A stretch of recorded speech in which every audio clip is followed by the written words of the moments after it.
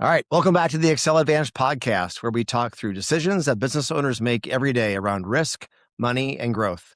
I am your host, Corey Rekers, and today, on our 1-year anniversary of the Accel Advantage podcast, I am joined by our Co-President, Josh Budke. Josh, welcome to the podcast. Hey, Corey. Thanks for having me. Excited to be back. It is wild. This last year went really, really fast. And I would tell you, after a year, you certainly still have a face for radio. So happy to be doing this with you and excited about today. I certainly appreciate you, Josh. Thank you for that. It's been You're welcome. been a great year. It's been a lot of fun interviewing a bunch of different people in the agency, and excited to do today's 1-year anniversary podcast. To celebrate our 1-year anniversary, we're bringing in leaders from across the Accel Group and wealth management to talk about the biggest trends that we're seeing in 2026 for business leaders just like yourselves. We've got a full house today, so without further ado, let's get this party started. So first up, we have our Director of Sales, Ethan Thompson. Welcome, Ethan. Hey, Corey. Thanks for having me. All right, so we're going to get started with commercial insurance, which, as you'd agree with me, Ethan, has seen a lot of movement lately. I don't think in my 22 years of being in this business, I've seen the market shift so quickly as it did on January 1st. So I'm sure you're going to get into that here in a little bit, but before we go there, let's go a little bit broader first. So what do you see as the biggest risk our businesses face here in 2026? Yeah, well, you kind of had me at party once you got off to that note. Was pretty intrigued on what direction we were going here, but I would definitely say that so far off to 2026 it's been some kind of party.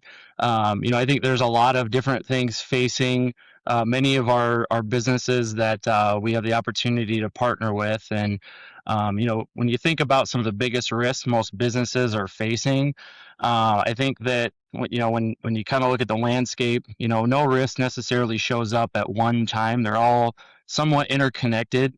And then when they hit pretty hard.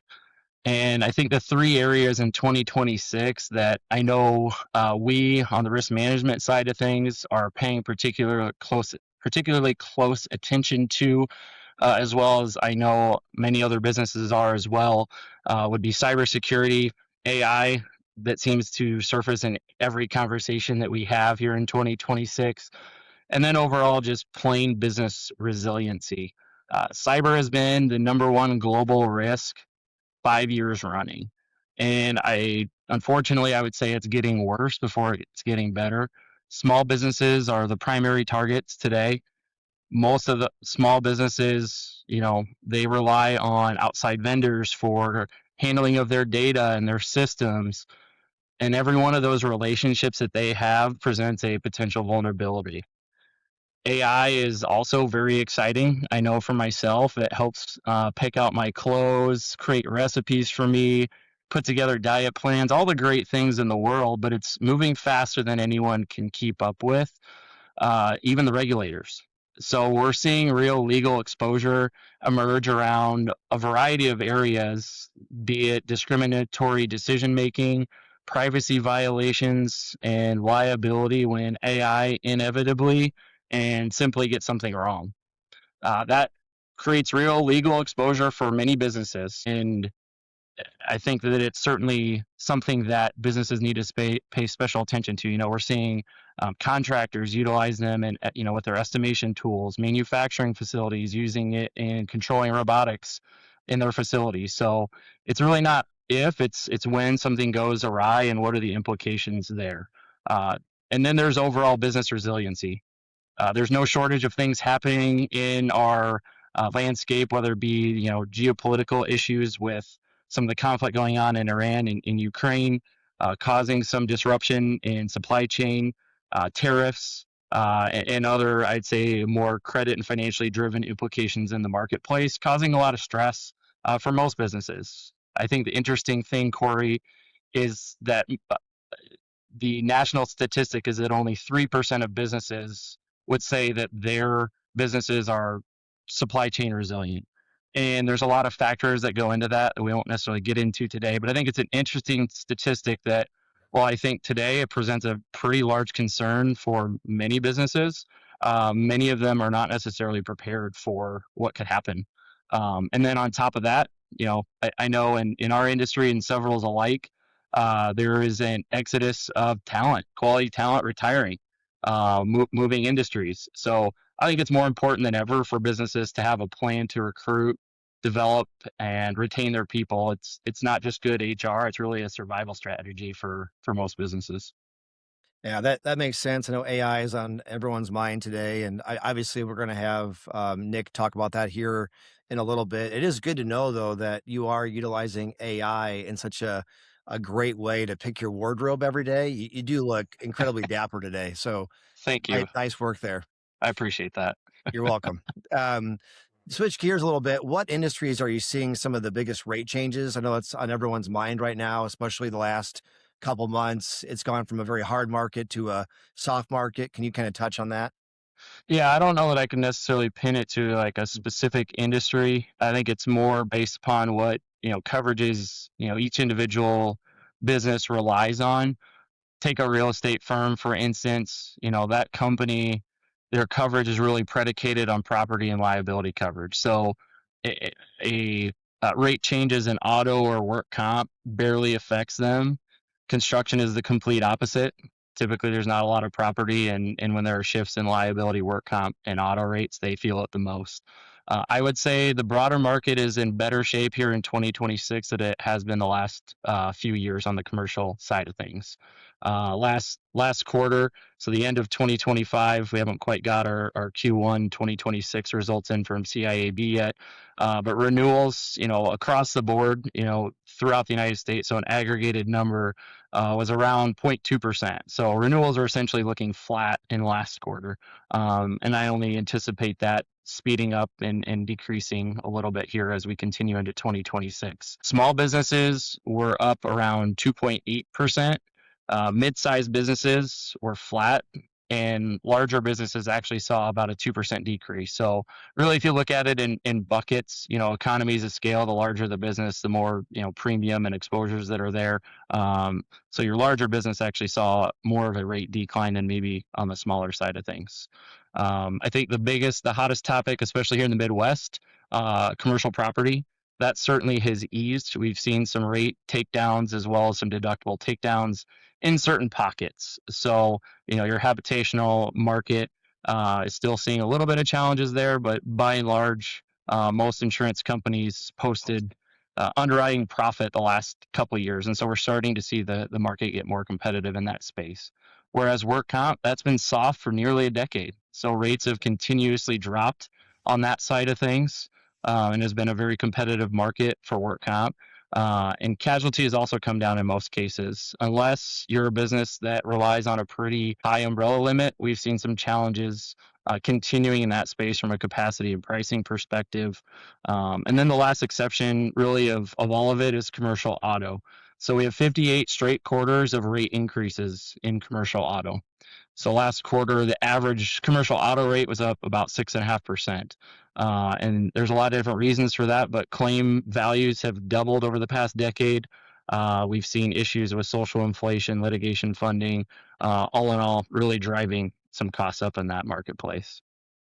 So really a very nuanced market. For sure. Obviously, you and I have debated this for years. You would think at some point the work comp market would flip. I think everyone's been waiting for that for the past 10 years. I think if you look at that market in particular, it's down over 60% on the base rates, at least here in Iowa, the last 10 years. So to kind of, if you're a business owner, I guess, how would you prepare for your renewal this year, knowing there's so much nuance in the market? Yeah, no, I think that's a great question. And I think the simple thing is start early and start conversations with your advisor early. I wouldn't wait for the paperwork to show up. I think one of the biggest mistakes I see some businesses make is really adopting a philosophy of shopping around, having several agents kind of jumping in the marketplace to represent them, thinking that that's the smart play. Usually it's not. The better move is to sit down with your current team, understand what's happening in the market, what they can expect with their own program, and then work with them to build a strategy to get the results you're looking for, whether that be improved pricing, better terms and conditions, things of that nature. Giving your advisor a heads up on any changes to your business, and walking through any losses that you may have had, and talking through what you've done to address them. It goes a long way.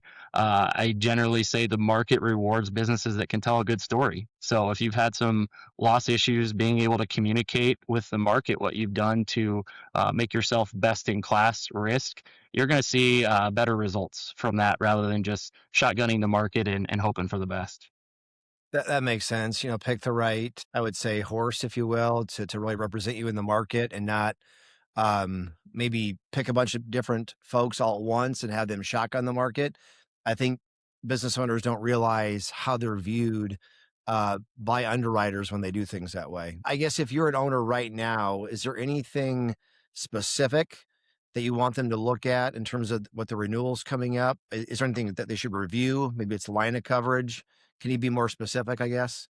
Yeah, I think that, with the market starting to soften, I think it's a very great time to really take a look at things and ask yourself, does my insurance reflect what my business looks like today in its current environment? Most people buy a policy, they stick it in the drawer, stick it on a shelf. It's a really great dust collection system, and then they don't look at it again. That's fairly common. But in reality, most businesses change over time, and the environment around them also changes with it. The risks of change, your coverage really needs to keep up with that. So I think taking a deep dive as far as what is facing your business and the current state of it is probably the first step. I say this all the time: insurance isn't just a line item expense; it's protection for your business and your balance sheet. So I'd encourage business owners and leadership teams, make sure that you're not just sitting on gaps that you may not know about, or just haven't taken a deeper dive into addressing them. Make sure that you're also not overpaying for coverage. I'm certainly a proponent of there is such thing as overinsurance, but you may outgrow your insurance coverage, or you may be sitting on gaps. Both happen all the time. A good advisor should be bringing this to you proactively, certainly. But I think that it's also a great time for businesses to take a step back and really assess the landscape for what their program and what their risk looks like, and make sure that they're appropriately addressing it. Perfect. Ethan, thank you for your time today. Appreciate it. Thanks for having me, Corey. Anytime. All right. Next up, we've got our Chief Operating Officer and Chief Legal Officer, Nick Thompson. Nick, welcome to the podcast, my friend. Hey, thanks for having me, Corey. Good to be back on the podcast. So, Nick, I wanted to give the audience your thoughts on some of the things that you're seeing with AI. Ethan touched on it a little bit here, but our business owners should really be aware of kind of what's happening in that realm, that piece of technology, how it's affecting the entire workplace. Obviously, you've been working with our teammates and integrating AI into our agency. Can you give the audience a little more insight in what you're seeing, and then how our business owners can really embrace it? Because I think we'd all agree it's coming fast and it's here to stay. So I'll let you elaborate on that. Yeah, I think, when I think about AI and when I talk to people about AI, I'd say there's a common view that it's somewhat of a double-edged sword. It's got tremendous opportunity that's presented, but it's also got a tremendous amount of risk associated with it too. As we're sitting here in the middle of April 2026, one of the things that is taking the news somewhat by storm amongst, I suppose, a lot of topics, lots going on in the world right now. But Anthropic, the AI maker, has come up with a new model called Mythos, and the benefit and the problem with Mythos is its incredible power. And what testers have found is that it's capable of identifying and exploiting previously unknown vulnerabilities in just about every major operating system and every major web browser. So the tool, while ostensibly could be used for good to identify these problems for the quote unquote good guys and let them know so they can fix the vulnerability before a hacker discovers it, the tool also is able to not only find the vulnerability, but come up with dastardly ways that different vulnerabilities could be stitched together to create a massive attack. So that's just an example of what's going on right now. And as you mentioned, it's moving really quickly, and it's not going anywhere. I think when people think about AI in business, they're usually thinking about efficiency, saving time and cutting cost. And all of that's real stuff. And we're realizing that in our business as well. What doesn't get talked about, though, maybe enough, is that risk side of the equation. And as someone who's helping to integrate AI into our own operations here at Accel and Accel Wealth Management, the risk is coming from really simple everyday mistakes that businesses are making right now without probably even realizing it. So I think the biggest one that I would say is that data is leaking out the front door through AI tools. And what's happening is that in many organizations, an employee needs to summarize a client file or pull together a report. So they paste information into Chat GPT, a free version, or some other AI tool, again, free version that they're using that doesn't come with the security that you get if you go to more of an enterprise grade AI tool. And what people don't realize is that depending on the tool and the settings, the data may be stored, it may be logged, or even used to train the AI's next version. And while that's maybe just embarrassing for some businesses, for others, it could pose serious legal or compliance problems for them. The other risk that I put right next to that is what AI is doing on the threat side. And, we used to tell people when it came to phishing attacks to watch for bad grammar, somebody posing as a prince from another country that just needed $20,000 for a couple of days, weird email addresses. That's how you would spot a phishing attack. But the threat landscape has shifted, and attackers now can use AI to write really well done, grammatically correct, even personified emails that sound like your CFO or your bank or a trusted vendor. And in addition to that, deep fake audio and video are being used in fraud schemes as well. So this is really impactful to small to medium-sized businesses who are disproportionately targeted because they don't typically have the same security infrastructure that a larger enterprise might. So what's the fix? I think for most businesses, probably the most important thing you can do is to have an AI policy in place, having a written policy that's cascaded down to your employees. And by creating that, you can close a gap that otherwise would exist. The other piece to that when it comes to the threat landscape is just good education. There are vendors out there that will provide ongoing education to your teammates so that they can understand what technology is allowing criminals to do and to help them avoid getting attacked themselves.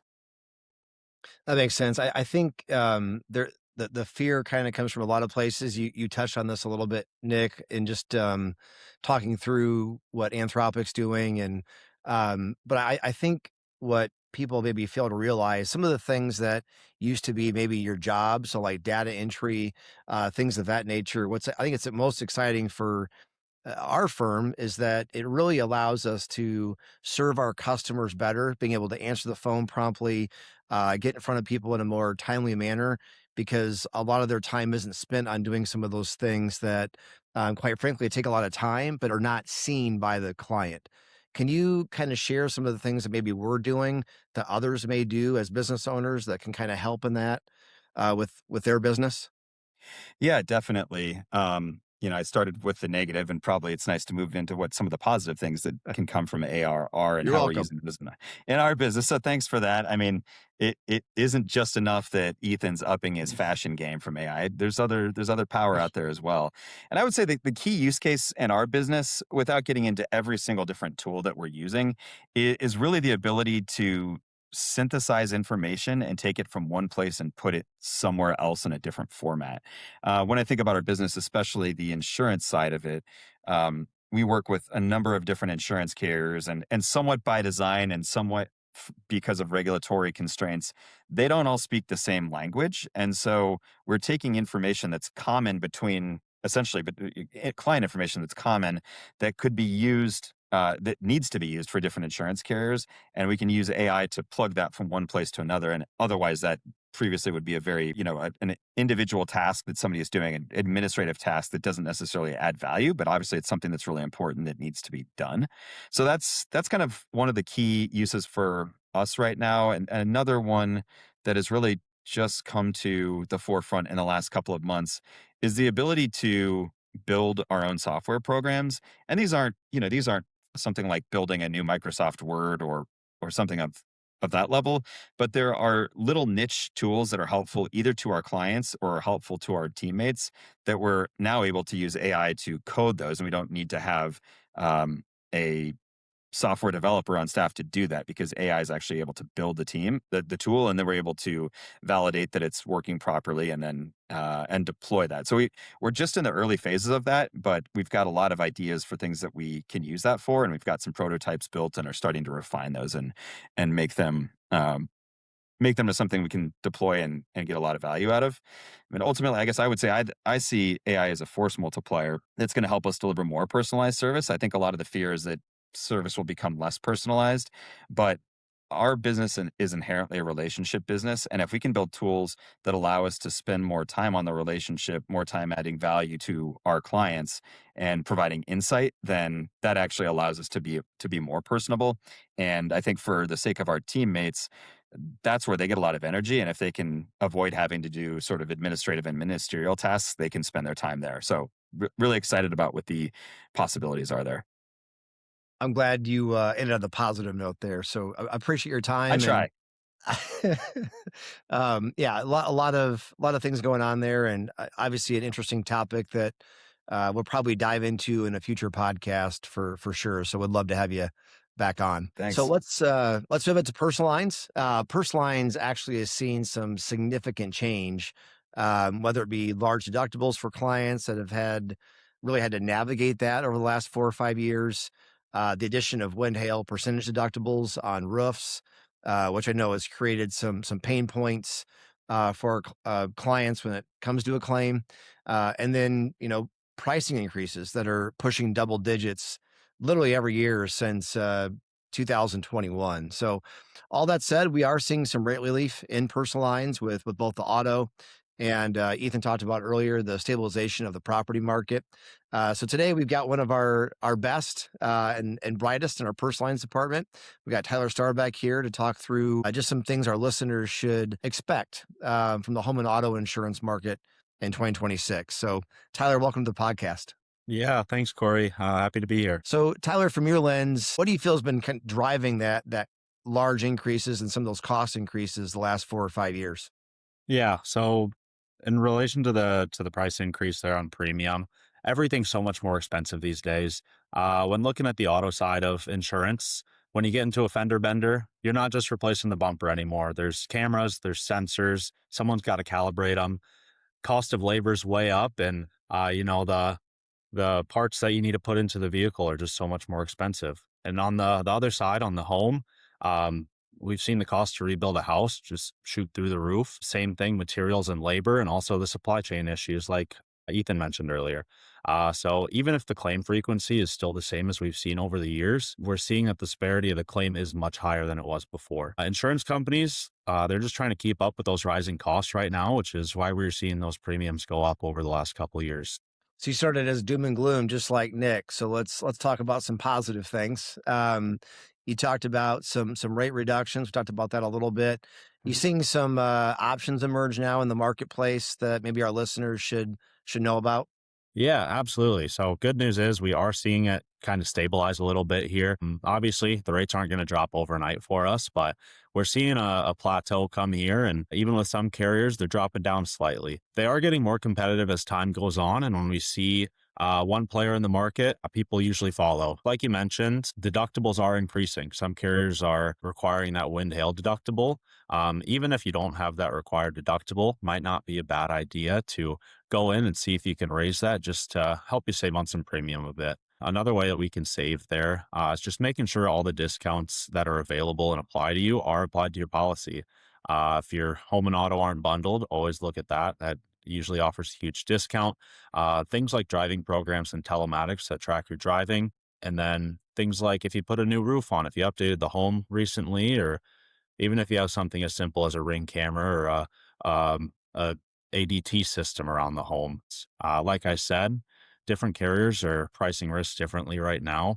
What was best for you a couple years ago might not be the best option for you anymore. So it never hurts to look around and see what's out there and see what can best fit your needs. One thing in regards to price, right now might not be the best time to, just focus on that price and make sure you're getting the lowest price out there. 'Cause then you tend to cut corners, you tend to cut coverage that might be essential to you. It's always good to work with an agent, compare options, and see, like I said, the best scenario for you, whether that's the higher deductibles. You just want to make sure that come claim time, you're not getting burnt. But yeah, there's definitely the options starting to open up here. It might help to take a proactive review and assess your coverage. That can go a long way right now. Yeah, that makes sense, Tyler. Obviously, great stuff there. Really appreciate your work and what the Personal Lines team's been doing the last few years to really, I would say help our listeners navigate what we know has been a pretty frustrating market in home and auto the last few years. So sounds to me though like bluer skies are ahead. Obviously, shameless plug for the team here, but for those that do want to review, Tyler, Luke, rest of the team are well equipped to help you. We now have over 15 different markets that we can access to compare coverage, price. Again, so thanks, Tyler, and appreciate your insight. Absolutely. Thanks, Corey. Josh, I think we're at the point of the podcast now where the listeners are very anxious to learn more about benefits and wealth. So I am going to turn it over to you, my friend, to take it from here. Thanks, Corey. Appreciate it. Yeah, happy to jump in here. And as you mentioned, for our listeners who have held on to this point, we're definitely going to get into more of the exciting piece of Accel, which is the benefits and wealth management focus here. So we'll start a little bit on the employee benefit side. The benefit side remains, I would say, one of the biggest challenges for employers. Average costs, unfortunately, continue to rise when we look at pharmacy and medical trends. Those are certainly not slowing down. And the employee benefits spend, again, from an employer perspective, typically it's the second largest expense just behind payroll for most of our employers. So again, pretty big, a key area for them to keep an eye on. So from your lens, then, what's the biggest health insurance trend this year? Yeah, we're obviously early into the year, but a few trends that we're seeing and keeping an eye on, specific to the health insurance marketplace. We continue to have a very limited number of insurance carriers in our marketplace. We have started to see a few new carriers jump in with a level funded product. There's been talk around and direct primary care clinics. Again, creative ways we're seeing carriers trying to help employers save on their healthcare expense, on their insurance expense. A couple other, I would say, trends. Your employee paid, or sometimes consider called voluntary products, whether it's pet insurance, whether it's more of the traditional life and dental products, disability, those are still very desired products that employees are looking for. And so that offering by employers, regardless of who is paying for those products, that's something we're definitely seeing something on, and kind of that, again, that continued trend, I would say. This gets into the retirement side a little bit, but the need and request for financial education, the ability to communicate to employees regarding those benefits, that is something that we're certainly seeing a broader ask, and again, more information specific for employees in that area. And then I would say the market for self-funding. And I know we'll spend a little bit of time just from a overall funding perspective, but self-funding continues to be a challenge. And I would say from a stop loss marketplace, we're not anticipating that softens here in 2026. So it still should be a consideration for those mid-sized to large employers who have traditionally kept in a fully insured environment. It's something that they do need to pay attention to and take a look at. But again, that marketplace is going to continue to be a challenge. And then the last thing I would say, just the continued trend on the pharmacy side, employers looking and trying to adopt solutions to try to control those costs. Typically, or I would say on average, we'll see 20 to 35% of an overall health insurance budget is going to the pharmacy side for those employers that are not working proactively to control that. And that's a pretty significant expense. So again, just an area where we're seeing more and more employers really trying to focus some time and attention on, and trying to provide world-class benefits for their people, but in a manner that they can afford to do so. Makes sense. You just touched on this just a few seconds ago on self-funding being a challenge with some tough stop loss in the market. So can we dive in a little bit more in terms of some funding strategies for our employers and maybe what they should be aware of as we kind of move into the second quarter in 2026? Yeah, absolutely. I mean, again, I mentioned you've got limited insurance carriers, but one of the things that we talk with our groups on and that employers need to be aware of is how they are paying for their health insurance, how they're paying for their employee benefits. The buzzword, the captives and coalitions, those are out there and something for employers to consider. But we are starting to see some of those traditional coalitions, which essentially it's a multi-employer group. We're starting to see some of those lose competitive advantage. I actually spoke with the group this morning, and their whole program actually is closing down middle of the year. And Mm. so, what employers are really struggling with the idea of subsidizing another employer in a smaller pool or a smaller, again, coalition. They're looking to see what it looks like outside of those arrangements.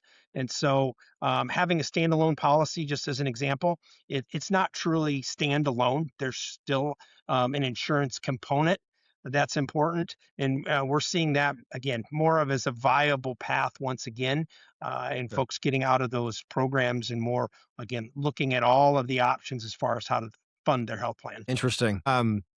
Obviously, you get to meet with employees all the time when you do employee meetings, when you do introductory, um, individual meetings with those folks, literally of all sizes. But beyond the addition of like pet insurance, what do you feel employees are really caring about today when it comes to their actual benefits? Yeah, great question. And I think you mentioned pet insurance. It's one of those things where a few years ago, you really maybe wouldn't have thought that would be a trend. Mhm. But as far as from a generational perspective, how the different generations in our workforce, how they're viewing what a true benefit is to them, that's something that employers are, again, keenly aware of and wanting to understand if they're going to provide these benefits. Are there people finding value? And so employers, from I would say from a consultant perspective, again, working with groups, it is understanding their needs. And here's a recent example. High deductible health plans, health savings accounts, those have been around for years, and where many employees still truly view that as a fantastic benefits. Others are looking at as essentially being functionally uninsured, meaning they're avoiding care up until they hit that deductible. And so it's cost prohibitive for them. So an employer, again, understanding their people, understanding their culture, understanding how the benefits that they're offering are being viewed.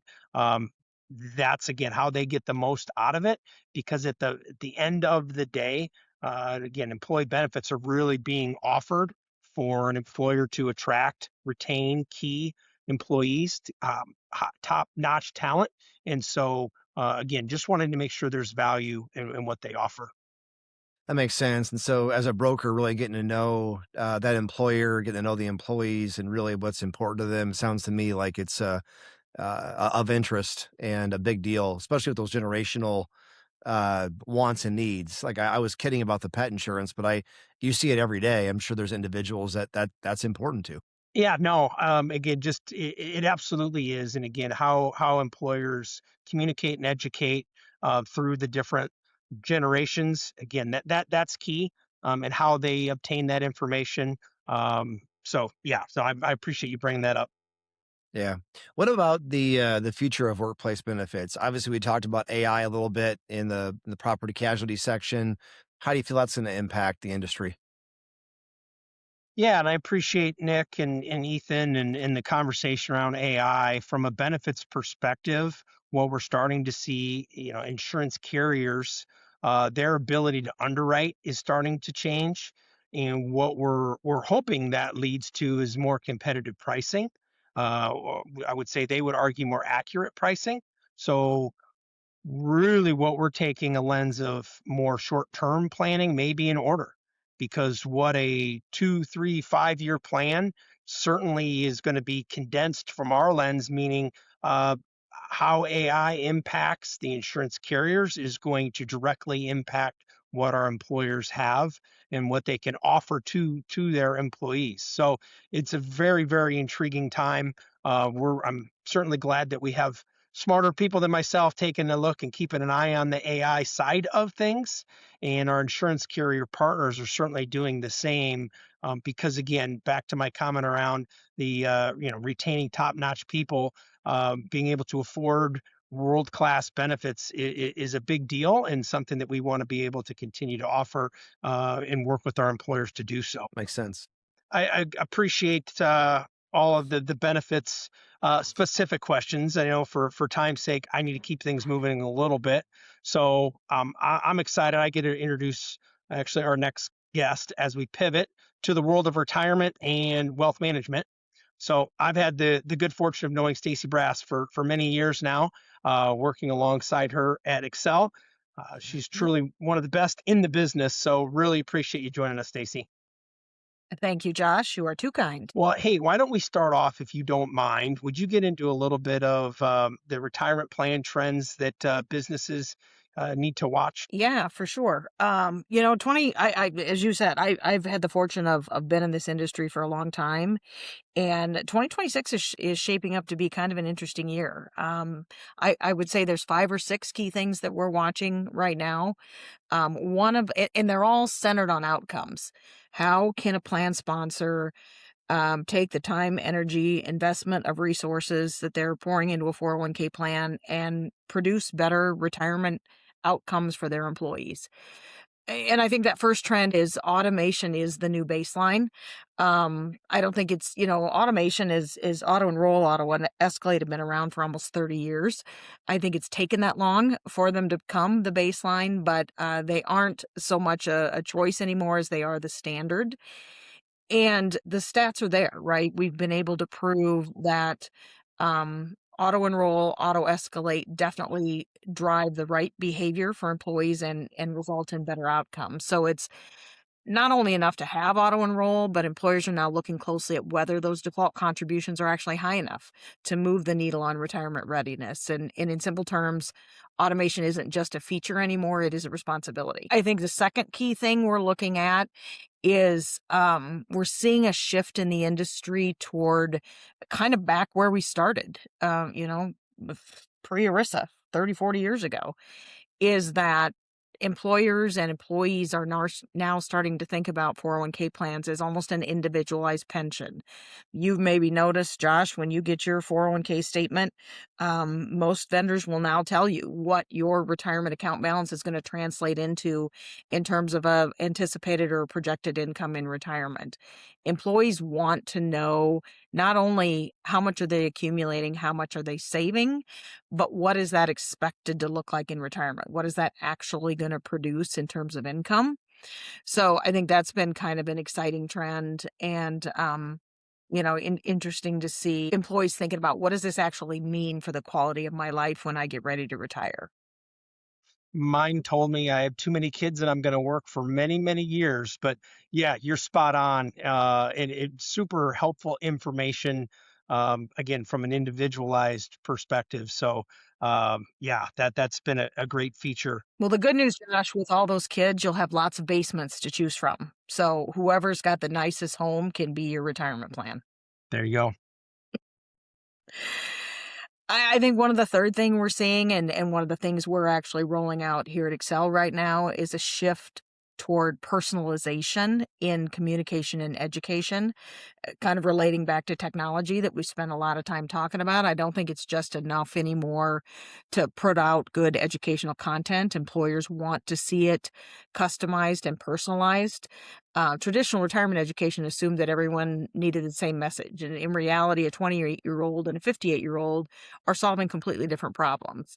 So we're in the process right now of actually rolling out a life stage based communication and education plan, complete with a hub that our employees and our participants in our plans can access.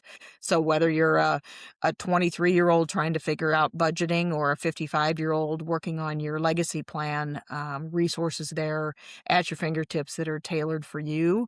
And so I think that's really just an exciting trend in the industry that technology is enabling us to do efficiently. The fourth thing I would say is one of the more exciting trends I've seen in my 30-year career, and that's around pooled employer plans. This was part of the Secure Act, and it creates an opportunity for plan sponsors to band together. I've heard clients of mine refer to it, kind of compare it to a captive almost in the property and casualty world, and come together, create economies of scale, and really offload some of the administrative responsibility, the fiduciary responsibility associated with maintaining a single employer 401k plan.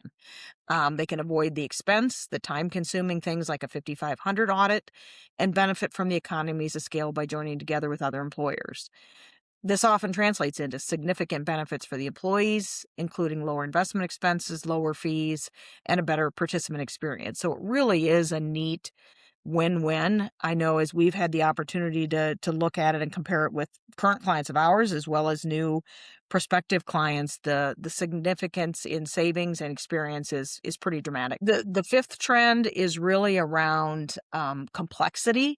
With all of the changes that we had with the Secure Act and then Secure 2.0, being aware of the compliance and fiduciary risk is increasingly important with a 401k plan. Whether it's the new Roth catch-up rules, plan document restatement deadlines, payroll system changing, expanding state mandates, 2026 brings some real operational and fiduciary challenges. The risk for employers isn't just getting something wrong. It's maybe not even realizing that things changed and what applies to their plan. So we're seeing smart organizations, smart employers really being proactive, reviewing their governance processes, updating documents, and asking better questions of their advisors. The final trend I guess I would comment on is that retirement plans are really becoming part of that broader workforce strategy. Employees who can't afford to retire on time create real business costs, impacting succession planning, benefits expenses, and productivity. And in 2026, we're seeing employers increasingly using their plan data to understand retirement readiness across their workforce and align their benefit strategy with their long-term people planning. It's no longer just about benefits, it's about sustainability. And you bring up just a great point. I think as we look at our clientele and for the folks that we have the privilege of working on the benefit side and retirement side, just that holistic look. And again, to your point around workforce strategy, we're starting to see that become more and more important. Obviously, we would love to do business with all of our clients in each different lines, but just the idea and the true benefit that they see by having more of again a holistic approach is just super important. So I'm just going to mention I'm glad you went there on this piece. Yeah, you and I have been brainstorming about the convergence of health and wealth for a long time. And I think that's just becoming more and more important. As you mentioned it earlier, these plans, these programs continue to get expensive. Employees demand more from their employers. So it is a great opportunity to try to be efficient. So, I think I'd summarize it as the most effective workplace retirement plans in 2026 are automatic, they're personalized, they're compliant, and they're aligned with how people actually live their financial lives. And so again, I guess if you're out there in the audience and you're listening, if you have not reviewed your plan in a while, it is a great time to do that. Yeah. Thank you, Stacy. Great information and completely agree and would say with all of our topics today, if we can help you, help your business, if you have questions, if we can dive deeper into any of these areas, definitely please let us know. We are more than happy to help. So staying within the world of wealth management, but now spending some time more on the individual side, I had the privilege of introducing Jason Willenborg to the podcast and let him discuss some items impacting our clients on the individual side. So welcome, Jason. Thank you, Josh. It's great to be here. Yeah, what I want to do is kind of talk about maybe 4 different topics that kind of intercoordinate with personal investing and financial planning. The first topic is what are some of the planning trends that we're seeing in 2026? I would say every year is a different year. There's always tax law changes. There's always investment law changes that come down the pipe. And one of them that is benefiting quite a few people this year is that effective as of January 1st, 2026, the federal lifetime estate gifting and tax exemption has increased to $15 million per individual or $30 million for a married couple. This change was enacted by the One Big Beautiful Bill Act. It replaces the scheduled sunset that was going to have the exemption drop back down to roughly around $7 million. And you might have a lot of people out there saying, well, I don't have $7 million. I'll never have to worry about that. But virtually by having this lifetime estate and gift tax extended out and increased to $15 million, it virtually eliminates estate and gift taxing for all but the extremely wealthy individuals now. Why this is important in our state is you have a lot of family farms out there that have quite a bit of land, and that land can accumulate in value quite a bit. And if you're not doing your legacy planning correctly, you can have quite a bit of an estate tax on that land. And we've seen horror stories where families have to sell the farmland at discounted prices just to cover the expenses of the estate tax. By extending this out and increasing it, it virtually eliminates that problem. So that's a great thing that we saw come down the pipeline in 2026. But I would always say you want to stay away from fancy trends, and it really comes down to holistic retirement planning. You want to incorporate in not just how diversified your investments are, what strategies you're trying to achieve with those investments, but you also want to look at tax planning and seeing how efficient you can be with your investments when it comes to your tax planning, and also mitigating risk. Especially nowadays, we're seeing a lot of volatility in the markets, and anything you can do to soften the ups and downs and make it a smoother flow for you is probably going to do a lot of good psychologically to a lot of people. The next thing I wanted to kind of talk about was where do I kind of look at where the market outlook is for this year? Financial markets are kind of defined as a broadening bull markets right now. They're fueled by resilient U.S. growth, incentives to law changes, as well as driven by AI productivity. However, while most analysts are generally optimistic, there is some concern that with higher valuations in the market, geopolitical shocks like the surging of energy prices due to the conflict with Iran is going to create a volatile path for the next half of the year. And so there again, it brings in the fact that depending on your risk tolerance, there might be some things that you want to do talking with your financial planner to mitigate some of those risks moving forward. What individuals should be focusing on when it comes to investing? Well, obviously, Ethan and Nick both brought this up, and I think you did as well, Josh. AI has brought a lot of benefits to our world, and that includes the investing world. However, there's a lot of downsides to technology as well. Personal identity theft and cybercrimes are at all-time highs. Investors should be coordinating with their financial planner to try to reduce some of these risks as well. Staying diligent by monitoring your investment accounts, maybe adding two-factor authorization to some of those accounts. If you are taking quite a bit of money out of them or contributing money to them, adding a cybersecurity policy or checking with your individual insurance provider about umbrella policies that could potentially help you if your identity was stolen. The last thing I kind of want to touch upon is what advice would I give to young investors that are starting out? Obviously, again, generations, things have changed over the past generations when it comes to investing. Again, a lot of technology is being used right now with younger investors, and they're trying to go out there and they're trying to hit the home runs right away. I would say you don't want to really go out there, and the game really isn't to try to pick all winners. You're never going to be able to do that completely. The main focus you should have while you're a younger investor is the managing of systems, making sure that you have automatic contributions going into whether it's your 401k where you're getting a match or contributing to an individual IRA account, whether it be Roth or traditional. You want to make sure that you're automatically having money go into those And I always had an advisor say, you always want to make it hurt a little bit in the beginning, because eventually down the road, you're going to kind of forget that that money is going in and contributing to those accounts.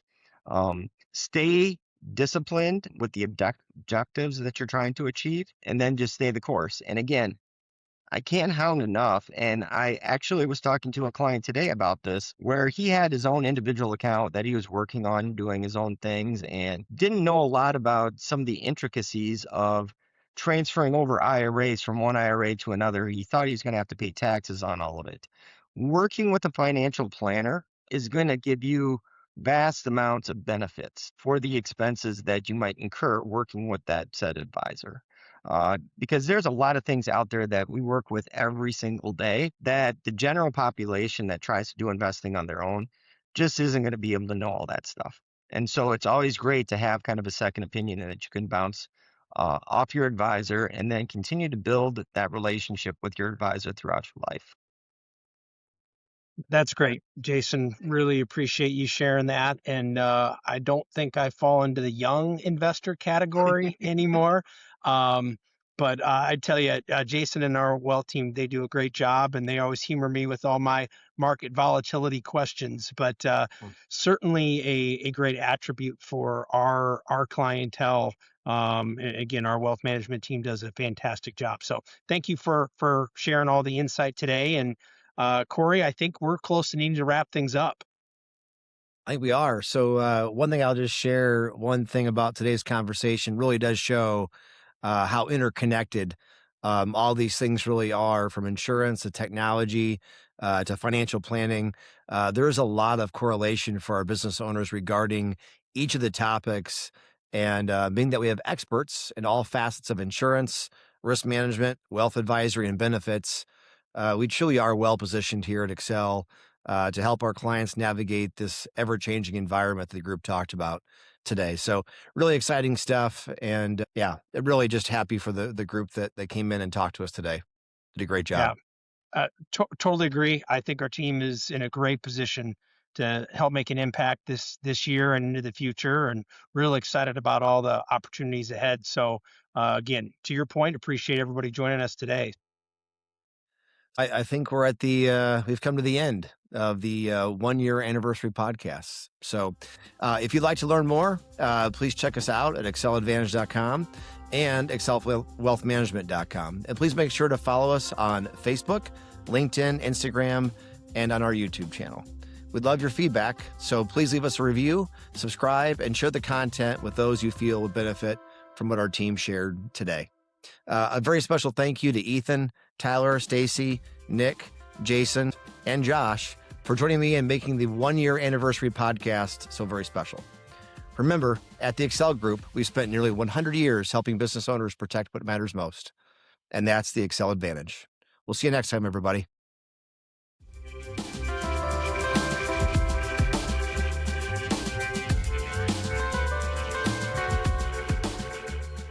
This podcast contains general information that may not be suitable for everyone. The information contained herein should not be construed as personalized investment advice. There is no guarantee that the views and opinions expressed in this podcast will come to pass. Investing in the stock market involves gains and losses and may not be suitable for all investors. Information presented herein is subject to change without notice and should not be considered as a solicitation to buy or sell any security. Accel Wealth Management does not offer legal or tax advice. Please consult the appropriate professional regarding your individual circumstance. Past performance is no guarantee of future results. Securities offered through registered representatives of Integrity Alliance LLC, member SIPC. Advisory services offered through Accel Wealth Management, a registered investment advisor. Integrity Wealth is a marketing name for Integrity Alliance LLC. Accel Wealth Management is not affiliated with Integrity Wealth.